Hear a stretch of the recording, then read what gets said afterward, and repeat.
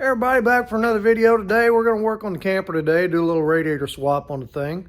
Wasn't going to film this. I thought it might be kind of boring to watch a radiator swap, but last video that we did on the truck over here with the steering, if you saw that, one of the viewers commented and said, hey, I'd like to see a radiator swap. So what the heck, we'll film it. So let's see what we got. No, you're not bringing home another piece of junk.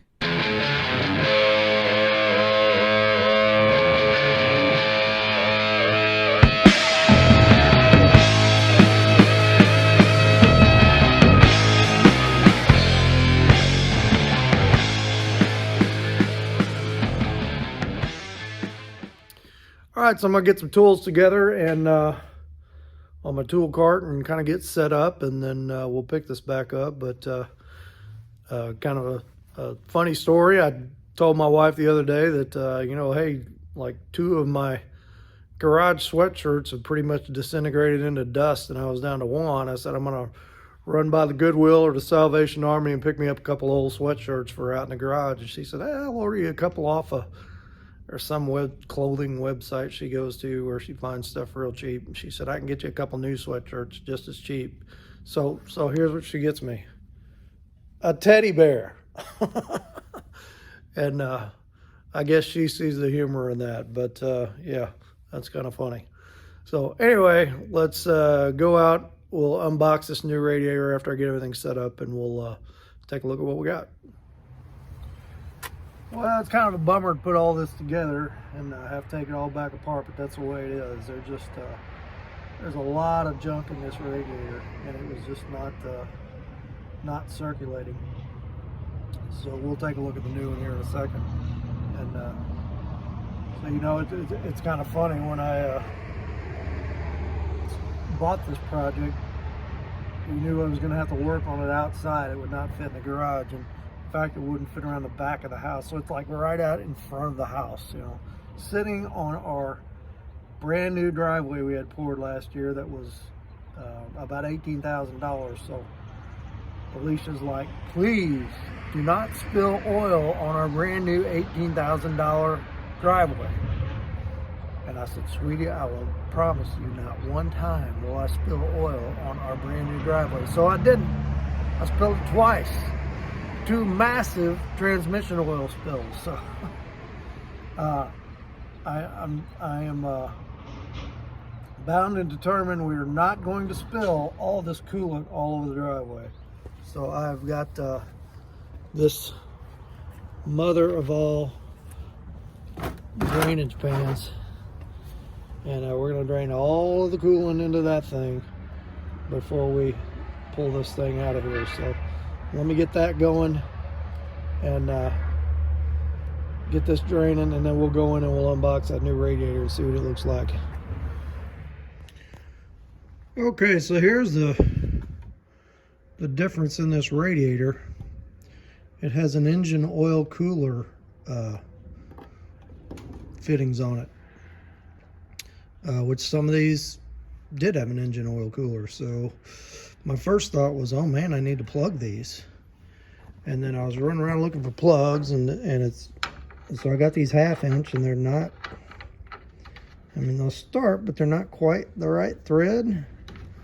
So I think it's some kind of metric thread, and it's like, where am I going to get metric plugs? But now that I think about it, you wouldn't have the coolant mixing in with the engine oil, so this is a separate loop.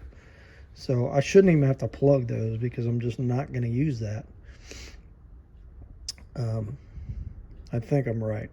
I guess we'll find out, won't we? Everything else looks the same. So I got the bottom radiator hose off. I got the thing draining.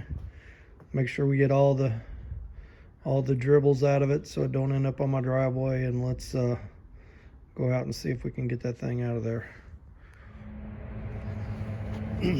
All right, I want to make sure I'm thinking right here, because this could be, I don't think it is, but this could be circulating coolant back to the oil cooler, and the cooling exchanger could be in the oil cooler. I don't think that's the way it is.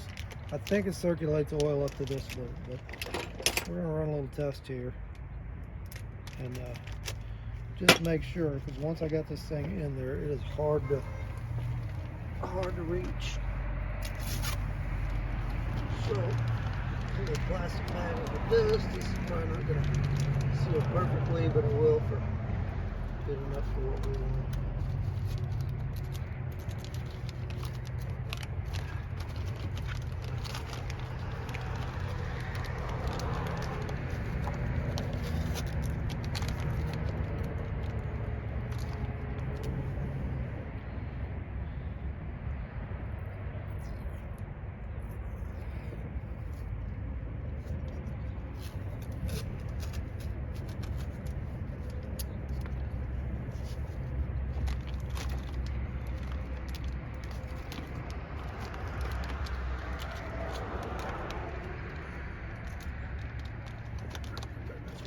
Zip tie.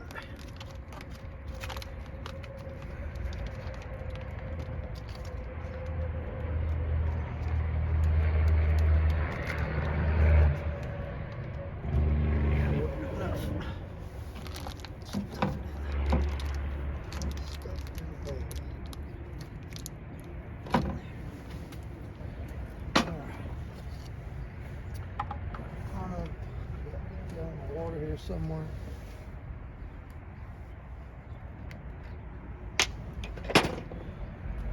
Alright, sweetie, if you're watching this, this is just water. I'm not getting oil on the driveway.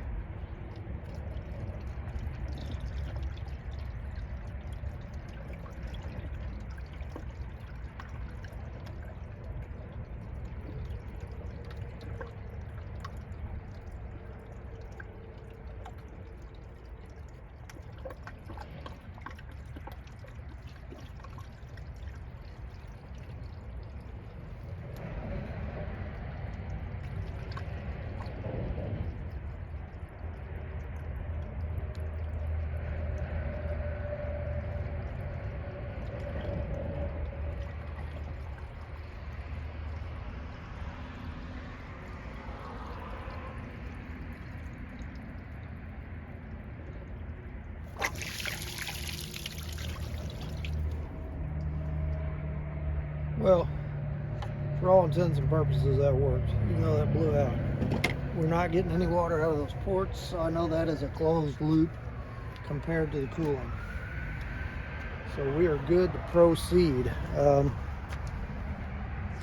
right, I got everything unbolted on this. Let's get this thing out.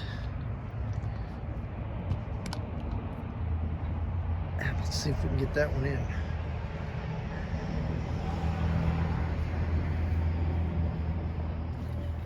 Getting warm out here. I'll tell you what, we're supposed to have some cold weather coming in. Imagine all of you are too. Like starting Sunday night, we're talking single digits.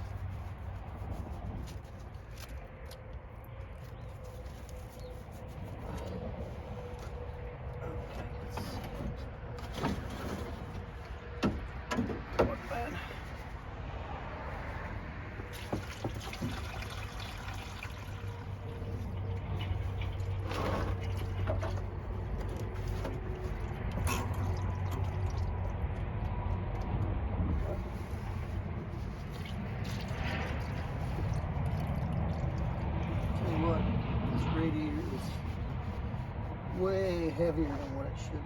Man, there's a lot of junk in it. It's just unbelievable. Okay. So, that will go in the scrap pile. Leave that in there for now. Let's see if we can get this one going in.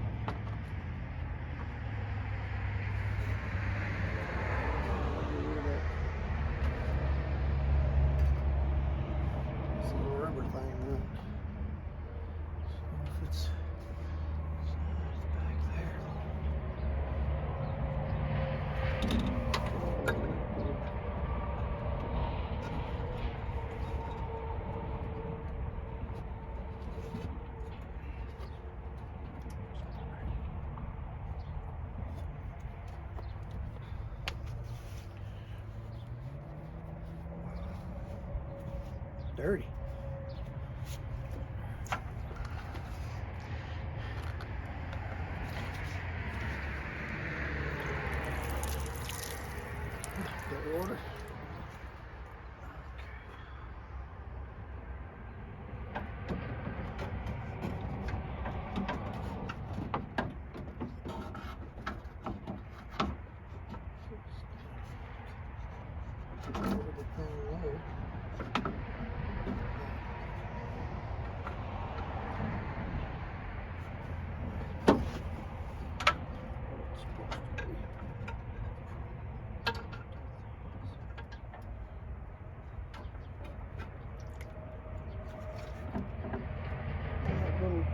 rubber biscuit.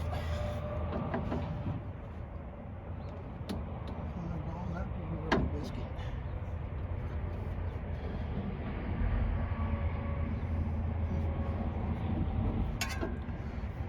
Shorter than that other radiator.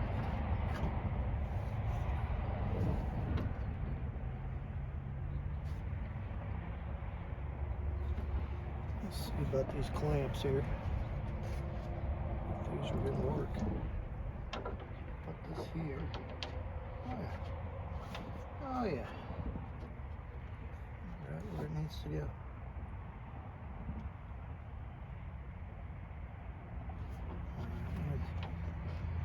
Go ahead and throw one of these on to hold it in place, and we'll transfer the fittings over. Tell you what, I'm going to go get some more antifreeze too, because I didn't realize how much this system held. When I filled it up, I put 2 gallons of concentrated antifreeze, full strength, and almost 4 gallons of water to get it full.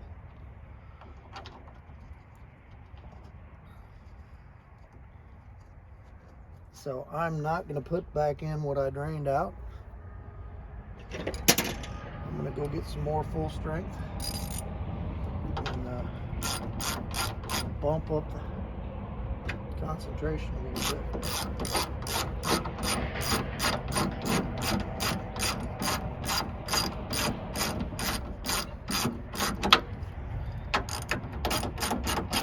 I'm going to give me one of them little bubble floater testers. I don't have one. But I want to make sure this thing is good for, we're supposed to have -5 at night next week. Make sure we're good for that.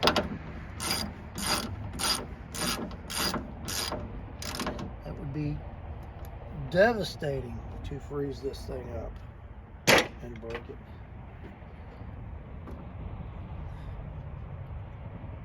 It's just not quite down on that everything.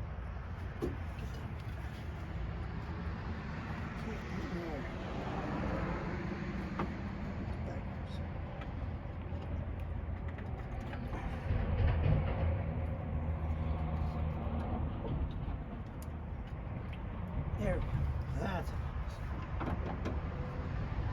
plateau. That goes there, that goes there. I think I'm going to have to trim this one, because this one kind of gets in the way of the cap. You really got to pinch the cap down between this and this to get it on there. I'm going to go snip a little bit off of this, and then we'll adjust that.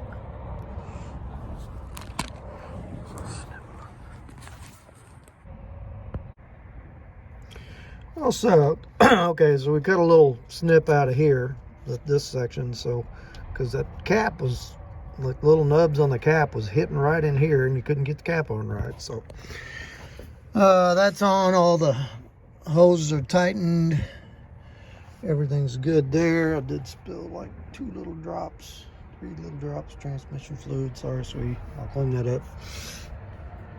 Okay, so let me get now before I do that, I gotta put this, we gotta put the shroud on, put the upper hose on. But you see that plug there? There used to be some kind of sensor in that water neck. But what I'm gonna do is I am gonna put this valve on, this 1/2-inch valve on there.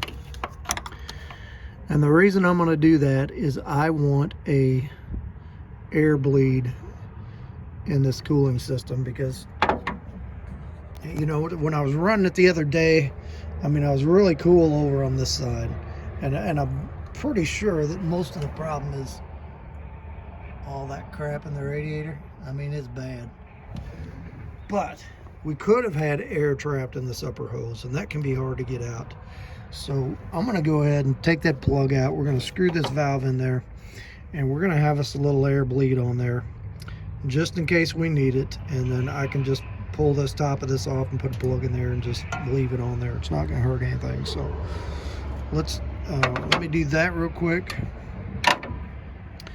We'll get the top of the shroud on, we'll get the hose on, and then I'm going to take a break and go get some fresh antifreeze, and I'm going to get me one of those antifreeze temperature checkers. So that's what we're going to do. Okay, so everything is back together.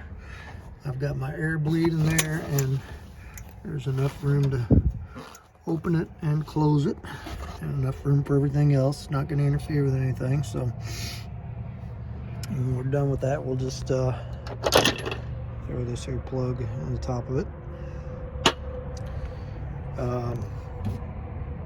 I showed you that. We got that. All the hoses back on. All right, so we're going to go pick up some more antifreeze and pick up a tester. And I think that is all we need. Actually, I may go get a just looking at this thing. I think I'm just going to go ahead and leave this mechanical oil gauge on this thing and just mount it under the dash here somewhere. So I got some more of this copper tubing. I need to get a little union joint to, because this one's not long enough. We'll just bring it through down here and mount it up into here. Maybe. Or we might buy the thing that goes in there. But I'll tell you what, the one that was in there looked new. And that gauge was not working. So I don't know if that gauge is bad or what's going on. So, but anyway, we'll be back in a bit, and we'll fire this thing up and run it some more and see if we can get the air blood out of this system. Okay, so that worked excellent, because when I fired this thing up, the temperature got up there pretty good, pretty quick, and it was the same deal. I could feel this side of the radiator was hot, that side of the radiator was cold, and this hose was ice cold. But when I opened that, I blew a big old slug of air out of that thing, and this got hot, and she started circulating. So that was a good deal. We're going to just take that little fitting out of the top, screw a plug in there, and be done with it. But let's see what we got for antifreeze here. So we got 3 balls floating, so we're good down to -10. So I'm satisfied with that. Okay, so I need to get a vacuum gauge so I can set the the air bleed screws on this thing, and I have to find my timing light. It's back there too, so we'll set the timing on this thing, and you know, then we can throw the drive shaft in this thing and it'd be ready for a ride down the road, which probably not till next week. I got a lot of stuff going on the next few days, but hey, success. And this new radiator fit really nice in there. So,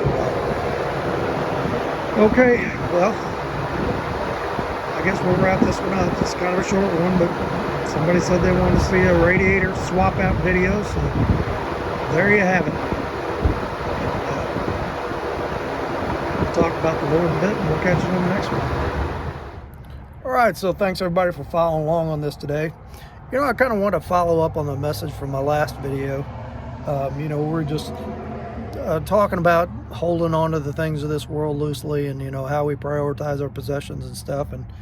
And one of my watchers, I think it's Pappy Does It is his name, was talking about that verse that we shared out of Luke, and about how his a friend of his father-in-law, when he passed away, all the stuff that was in his house that they had to go through and get rid of, and you know how he had held on to this stuff for years.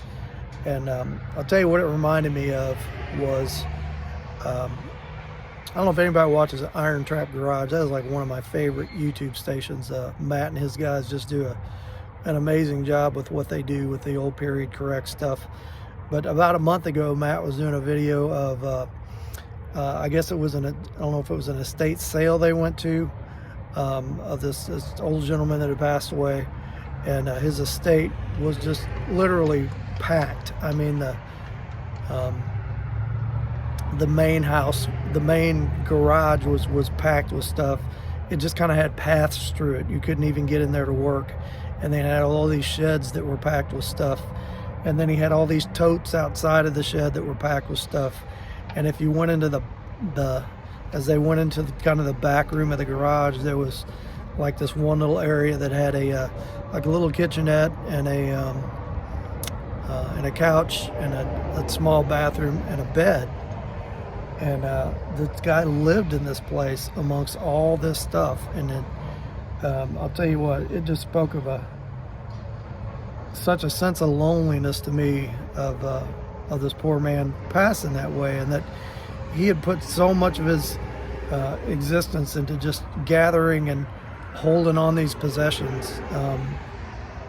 You know, and like I said, this is a fun hobby to do, but that's what it is a hobby, and it's a tool, and we should use it. And I try to use it as a tool to engage other people and get to know other people, and most of all to talk about the Lord and to talk about salvation. And I think used in that way, it can be such a powerful witness.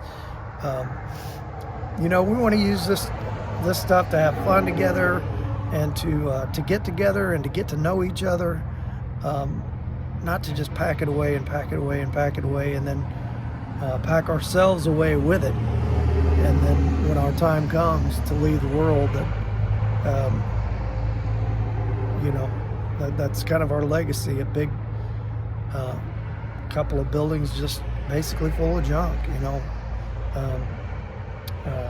that poor man could have used those tools, or used that hobby as a tool for so many good things, to encourage other people, to fellowship with other people, and to bring people to the Lord. And I hope that's anybody that listens to this.